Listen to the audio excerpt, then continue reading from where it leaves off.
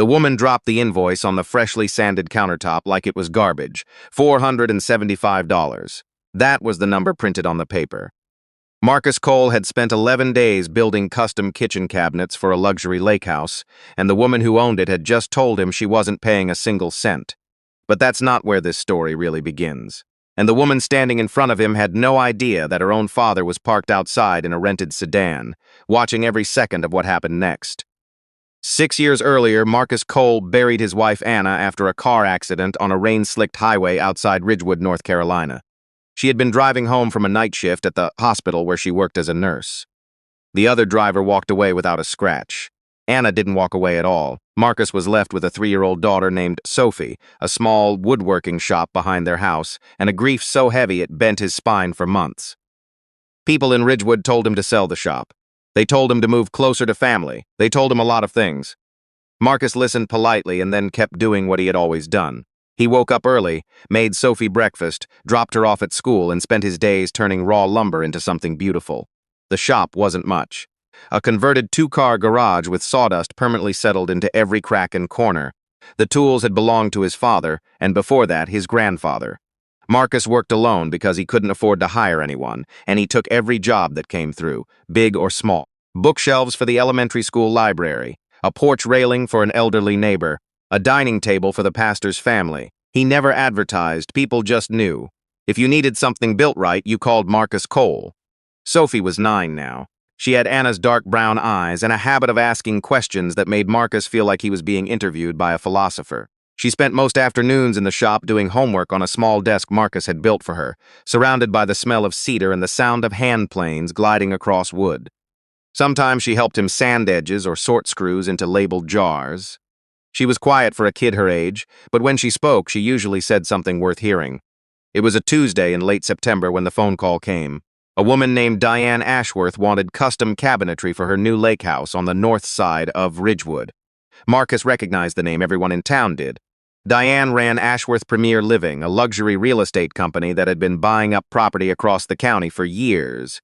She developed high-end vacation homes, boutique rental properties, and gated communities that most Ridgewood residents could never afford to live in. She was wealthy, ambitious, and according to most people who had dealt with her, completely indifferent to anyone who didn't operate at her level. Marcus drove out to the lake house the following morning. The property sat on 3 acres overlooking Lake Harmon, surrounded by old-growth oaks and a silence so deep it felt expensive. The house itself was enormous. Floor-to-ceiling windows, imported stone countertops, hardwood floors that probably cost more per square foot than Marcus earned in a day. Diane met him in the kitchen wearing a charcoal blazer and heels that clicked sharply against the tile. She barely looked at him when she spoke. She wanted floor-to-ceiling cabinetry in white oak with dovetail joints, soft close hinges, and custom pulls. She wanted it done in 2 weeks. She wanted it perfect. Marcus walked through the space, took measurements, and gave her a quote. Materials plus labor came to $475. By any standard, it was more than fair. Diane glanced at the estimate and nodded without comment. Marcus took that as approval and got to work. For the next 11 days, he arrived at the lake house before 7 in the morning and worked until the light faded. He milled the oak himself, cut every joint by hand, and matched the grain patterns so the cabinets looked like they had grown from a single tree. It was painstaking work, the kind most contractors wouldn't bother with, but Marcus didn't know how to build something halfway. Anna used to tease him about it. She'd say he treated every piece of wood like it had feelings. He told her it did. Sophie came along on the last 2 days because school had been canceled for a teachers' conference. She sat cross-legged on the floor reading a book while Marcus installed the final cabinet doors. When he stepped back to look at the finished product, even he was impressed. The grain flowed seamlessly from panel to panel. The doors swung silently on their hinges and settled into place with a whisper. 11 days of work distilled into something that looked effortless. That afternoon, Diane arrived to inspect the job. She walked through the kitchen without saying a word, running her fingers along the edges of the cabinets, opening and closing doors, examining the joints. Marcus stood nearby, wiping sawdust from his hands, waiting for her reaction. Sophie watched from the hallway. Diane turned to him and for a brief moment looked genuinely impressed. Then she seemed to remember who she was. "These are acceptable," she said. The word landed like a slap wrapped in silk. Marcus handed her the invoice, $475. Diane picked it up, studied it for a moment, and then set it back down on the countertop with 2 fingers, the way someone might handle a used tissue. "I'm not paying this." Marcus blinked. Excuse me, $475 for some cabinets? I could have ordered prefabricated ones online for half that price. You didn't want prefabricated. You wanted hand-built, dovetail joints, custom grain matching. Diane smiled coolly. And I got them. But the price doesn't reflect market reality. The price reflects 11 days of skilled labor and $200 in materials. Then you're inefficient. Marcus felt something tighten behind his ribs. Not anger exactly. Something quieter, heavier. He looked at the cabinets he had poured himself into and then looked at the woman standing in front of him. She wore a watch that probably cost more than his truck. The house around them contained furniture that could have paid his mortgage for a year. And she was refusing to pay him $475. Mrs. Ashworth, he said carefully, we agreed on this price before I started. Verbal agreements are flexible. She picked up her phone, already scrolling through emails. I'll send you something reasonable within the week. Marcus understood what that meant. It meant nothing. It meant she had already decided the conversation was over. He had built beautiful things for a woman who saw him as a line item to be negotiated down after the fact. Sophie appeared in the kitchen doorway. She had heard everything. Her dark eyes moved from the cabinets to Diane to her father. Dad, she said softly. Marcus looked at his daughter. Then he looked at Diane, who hadn't even noticed the child standing there. He picked up the invoice, folded it once, and put it in his shirt pocket. Have a good evening, Mrs. Ashworth. Then he took Sophie's hand and walked out of the lake house without another word. They drove home in silence for several minutes. The sun was setting behind the tree line, turning the sky the color of a bruised peach. Sophie stared out the window. She's not going to pay you, is she? Sophie finally asked. Marcus tightened his grip on the steering wheel. Probably not, but you did good work. I did. Then why doesn't she care? Marcus exhaled slowly. He thought about what Anna would have said. Anna always had a way of turning hard truths into something a child could hold without getting cut. Some people measure everything by what they can take, he said. They think winning means making sure someone else loses. Sophie considered this. That sounds lonely. Marcus glanced at her. Sometimes his daughter said things that stopped him cold. Yeah, he said quietly, I think it probably is. What neither of them knew was that someone had witnessed the entire exchange. Parked beneath an oak tree at the edge of the property sat a dark blue sedan. The man inside was 73 years old, with silver hair and a stillness about him that suggested he had spent a lifetime watching people before deciding anything. His name was Howard Ashworth. He was Diane's father, and he had built the family fortune from nothing 40 years ago, long before his daughter turned it into something cold. Howard had come to Ridgewood unannounced. He did this from time to time, visiting the towns where his daughter's company operated, checking not the buildings or the balance sheets, but the way people were treated. It was an old habit born from an older memory, because Howard Ashworth hadn't always been wealthy. Before the company, before the corner offices and private planes, he had been a carpenter's apprentice in a small town not so different from Ridgewood. He remembered eating peanut butter sandwiches for dinner 3 nights a week. He remembered the feel of rough lumber under calloused hands. He remembered a man named Dale Norcross who had given him his first real job when nobody else would, because Dale believed a person's hands told you more about their character than their resume ever could. Watching Marcus Cole walk out of that lake house without yelling, without threatening, without even raising his voice, reminded Howard of something he had been afraid he'd forgotten. Dignity wasn't something money could buy. It was something money often destroyed. He picked up his phone and called a woman named Janet Pryor, his personal attorney for the past 20 years. I need a background check on someone in Ridgewood, he said. A carpenter named Marcus Cole. Janet paused. A carpenter? Just do it, Janet. The next morning, Marcus opened his shop at sunrise. Sophie ate cereal at her desk and worked on a school essay about someone she admired. She was writing about Anna. Marcus pretended not to notice, but every few minutes he glanced toward the photograph of his wife that hung above the workbench. Anna in a yellow sundress, laughing at something he couldn't remember. The image was fading slightly at the edges, the way all photographs did eventually, but her smile remained untouched. Around 10 o'clock, a woman named Rosa Gutierrez stopped by. She ran a small daycare out of her home and needed shelving built for a new reading corner. She looked embarrassed when she told Marcus she could only afford $100. Marcus did some mental math. The materials alone would cost close to that. He looked at Rosa, who was already apologizing and offering to pay in installments. How about 80, he said. Rosa stared at him. Marcus, that's less than what I offered. Materials are cheaper right now. I got a deal on pine last week. This was not true, but he said it with enough confidence that Rosa believed him. She left looking relieved. Sophie looked up from her essay. Dad, pine didn't get cheaper, did it? Marcus smiled. Mind your essay, kid. Sophie grinned and went back to writing. 2 days later, Janet Pryor delivered her report to Howard. She had spoken with teachers, neighbors, the owner of the hardware store, a retired judge, and several of Marcus's past clients. The findings were consistent to the point of being almost unbelievable. Marcus had rebuilt the community center's front steps for free after a storm damaged them. He had built a wheelchair ramp for a veteran on Oak Street who couldn't afford a contractor. He routinely adjusted his prices downward for people he knew were struggling, and he never mentioned it to anyone. The school librarian told Janet that Marcus had built new shelving for the children's section and refused payment entirely, saying he wanted Sophie to have a nice place to read. And financially? Howard asked. Janet hesitated. He's barely getting by. The shop covers expenses most months, but there's almost nothing left over. He hasn't taken a vacation in 6 years. He drives a truck with over 200,000 miles on it, yet he still undercharges people who need help. Consistently. Howard was quiet for a long time. Then he asked the question he always asked. Did anyone have anything negative to say about him? Janet almost laughed. One person complained that he's too stubborn to accept help himself. Howard leaned back in his chair. Through the hotel window, he could see the mountains beyond Ridgewood, blue and ancient against the afternoon sky. He thought about Dale Norcross, the man who had believed in him 40 years ago. Dale had been dead for 15 years now. Howard had never properly repaid that debt, not because he hadn't tried, but because Dale had always refused. You want to pay me back? Dale had said once, go find someone who reminds you of who you used to be and give them what I gave you. Howard had been looking for that person for a long time. He called Janet back. Prepare the documents, all of them. You're sure? I've never been more sure of anything. Meanwhile, Marcus's week continued in its usual rhythm. He repaired a fence for the woman who lived next door. He started building a set of floating shelves for a young couple renovating their first home. He drove Sophie to soccer practice and helped her study for a history test about the American Revolution.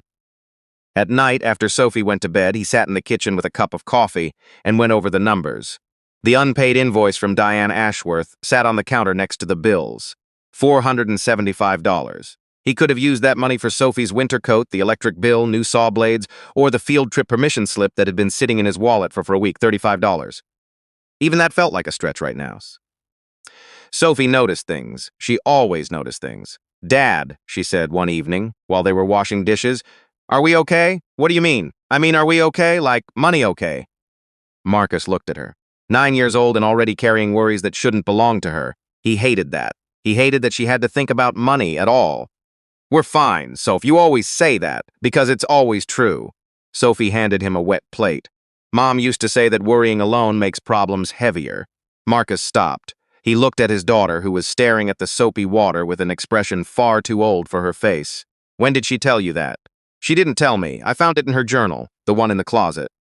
Marcus set the plate down. He didn't know Sophie had been reading Anna's journal. For a moment, something cracked open inside his chest. Not sadness exactly. More like the feeling of discovering that someone you loved was still reaching across time to hold your hand. Your mom was right, he said. Sophie looked up. So stop worrying alone. Marcus pulled her into a side hug, getting soap suds on her sleeve. She squirmed and laughed, and for a few seconds the kitchen felt whole again. 3 days later, on a cool Friday morning, everything changed. Marcus was in the shop sharpening a chisel when he heard vehicles pulling into the gravel driveway. Not one vehicle, several. He looked through the window and saw 2 black SUVs and a silver sedan parked in a neat row. Men in suits stepped out, carrying folders and briefcases. Sophie looked up from her homework, eyes wide. Dad, who are those people? Marcus shook his head slowly. I have no idea. The rear door of the sedan opened and an older man emerged. He moved with the deliberate pace of someone who had long ago stopped rushing for anyone. His suit was expensive but understated. His expression was calm, almost gentle. Marcus didn't recognize him, but something about his bearing suggested this was a man accustomed to being the most important person in any room. The man walked toward the shop entrance and paused at the open door. Mr. Cole, that's me. My name is Howard Ashworth. Marcus felt the name land in his stomach, Ashworth. He looked at the man more carefully. The resemblance was faint but visible, the same sharp cheekbones, the same pale gray eyes. You're Diane's father, Marcus said. Howard nodded. I am. May I come in? Marcus stepped aside. Howard entered the workshop and looked around slowly. His gaze moved across the hand tools hanging on pegboard walls, the half-finished shelves on the workbench, the sawdust that covered the concrete floor like fine snow. He paused at the photograph of Anna. Your wife? He asked. Yes, sir, she had a kind face. Marcus said nothing, but his jaw tightened. Sophie watched from her desk, her essay forgotten. Howard noticed her and offered a small smile before turning back to Marcus.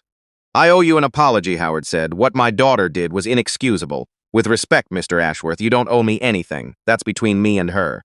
Howard studied him for a moment. Then he reached into his jacket and removed a folded document. He placed it on the workbench between a can of wood stain and a measuring tape. Before you open that, I want to tell you something. Marcus waited. I was there that day, at the lake house. I was parked outside. I saw everything. I saw her refuse to pay you. I saw those cabinets, which are some of the finest work I've encountered in decades. And I saw what you did afterward. I didn't do anything. Exactly, Howard's voice was quiet. You didn't curse. You didn't threaten. You didn't make a scene. You took your daughter's hand and you left with your dignity intact. Do you know how rare that is? Marcus shifted uncomfortably. I just didn't see the point in fighting. That's what makes you different from most people. Howard gestured toward the document. Open it. Marcus unfolded the paper. His eyes scanned the legal language, the signatures, the foundation charter. Then they reached the number at the bottom of the attached certified check, $16 million. His hands went still. He read it again. He read it a third time. The number didn't change. This is a mistake, he said. It isn't, Mr. Ashworth. This is $16 million. I'm aware. Marcus set the paper down as if it might burn him. I can't accept this. Howard pulled a stool from the corner and sat down. For the first time, he looked less like a billionaire and more like a tired old man carrying a story he needed to tell. 40 years ago, he said, I was 23 years old, broke and sleeping in my truck because I couldn't make rent. I had been fired from a construction crew for telling the foreman he was cutting corners on a foundation pour. I was right. He didn't care.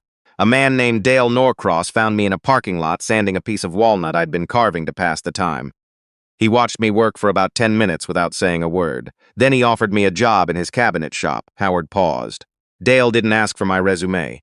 He didn't check references. He said he could tell everything he needed to know by watching a man's hands. He paid me fairly, taught me the trade, and treated me like I mattered when nobody else did. 3 years later, I used everything he taught me to start my own company. That company became Ashworth Premier Living. Marcus listened without interrupting. Dale passed away 15 years ago, Howard continued. The last time I saw him, I tried to give him money. He wouldn't take it. He told me that if I really wanted to repay him, I should find someone who reminded me of who I used to be and give them what he gave me. Howard looked around the workshop. I've been looking for that person for a long time, Mr. Cole. Marcus stared at the check. His throat felt tight. This is too much. It's not a gift. It's an investment. Howard opened a second folder. For years, I've wanted to create a foundation focused on skilled trades. Training programs for young people who can't afford college.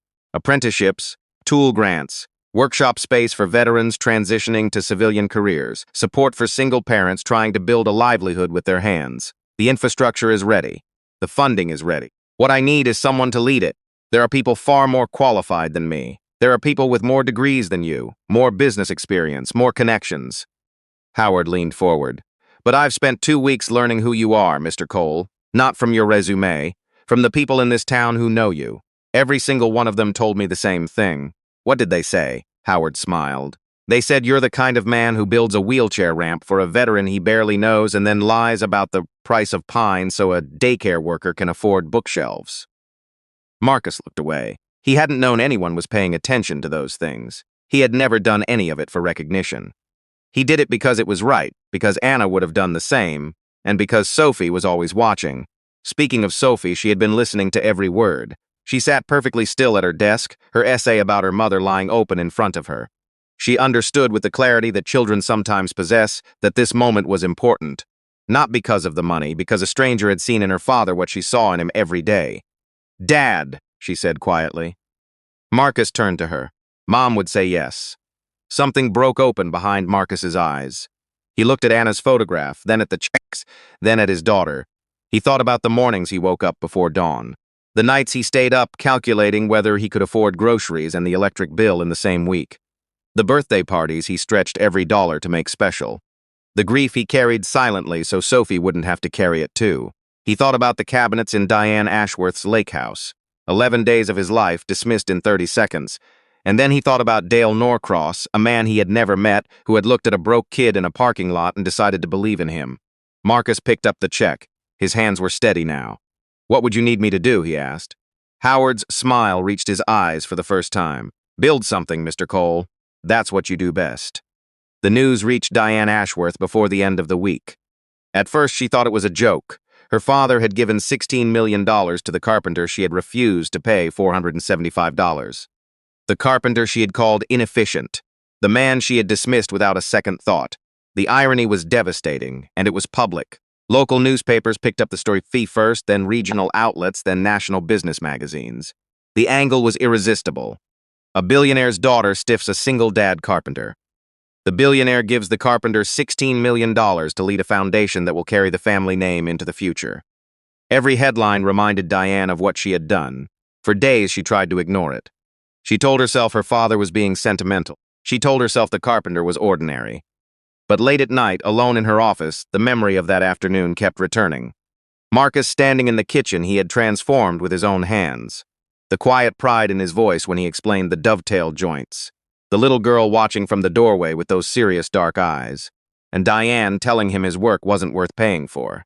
She replayed the moment when Marcus picked up the invoice, folded it, and walked away. No shouting, no threats, no desperate bargaining.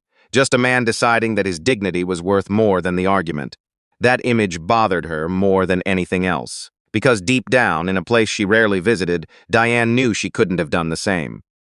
2 weeks after the check was delivered, Diane drove to Ridgewood alone. No assistant, no company vehicle.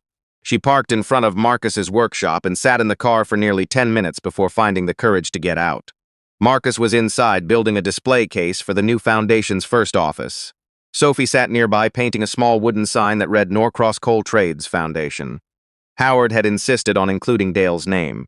Marcus had insisted on keeping it simple. When Diane appeared in the doorway, Marcus looked up. He set down his sanding block and waited. Diane held a plain white envelope. Her hands were not entirely steady.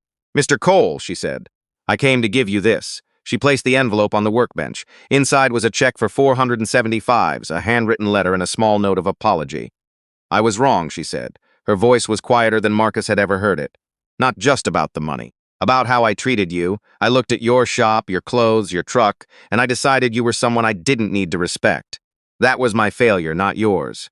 Marcus opened the envelope and glanced at the check. Then he read the letter. It was short, it was honest, it did not make excuses. He could have reminded her of how it felt. He could have made her stand there in the discomfort she had created. Instead, he refolded the letter and nodded. "It takes guts to come back and say that in person," he said. Diane's eyes were bright. "My father told me something when I was younger. He said the hardest doors to walk through are the ones you closed yourself. Sounds like a smart man. He is." She paused. "I just spent a long time not listening." Sophie watched the exchange from across the room. She thought about her essay, about her mother, about the things people said and didn't say. She thought about how her father had walked out of the lakehouse without yelling, and how this woman had walked back in without being asked. Both of those things, Sophie realized, required a kind of strength that had nothing to do with money.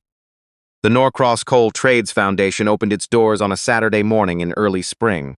The building was a renovated warehouse on the east side of Ridgewood with high ceilings, natural light, and workshop spaces equipped with tools that Marcus had personally selected.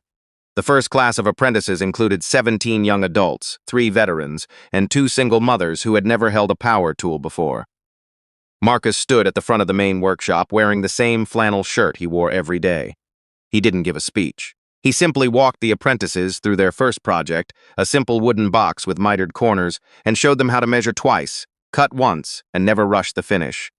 Sophie stood near the back of the room, holding a framed photograph she had brought from home. It was the picture of Anna in the yellow sundress. She had asked Marcus that morning if she could hang it somewhere in the building. He had said yes without hesitation. She found a spot near the entrance, on a wall where every person who walked through the door would see it. Beneath the photograph, Sophie placed a small brass plate she had ordered with her own savings. It read, "For Mom, who said worrying alone makes problems heavier." Howard Ashworth sat in the front row during the opening ceremony.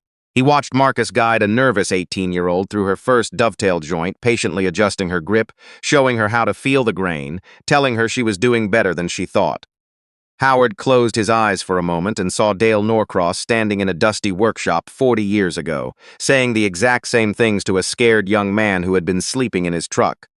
The debt was finally paid, not in dollars, in something worth far more. By the end of its first year, the foundation had trained over 200 people. Graduates built homes, started businesses, and returned to teach the next class. Marcus never moved out of his small house. He never upgraded his truck. He never stopped waking up before dawn. The only visible change was the workshop itself, which now hummed with the sound of saws, sanders, and laughter from people discovering what their hands could do. One evening, after the last apprentice had gone home, Sophie found Marcus standing alone in the main workshop. He was looking at the photograph of Anna. "Do you think she knows?" Sophie asked. Marcus put his arm around her shoulders. "Yeah, Soph, I think she knows."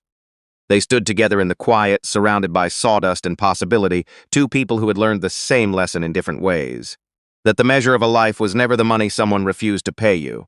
It was the things you chose to build anyway.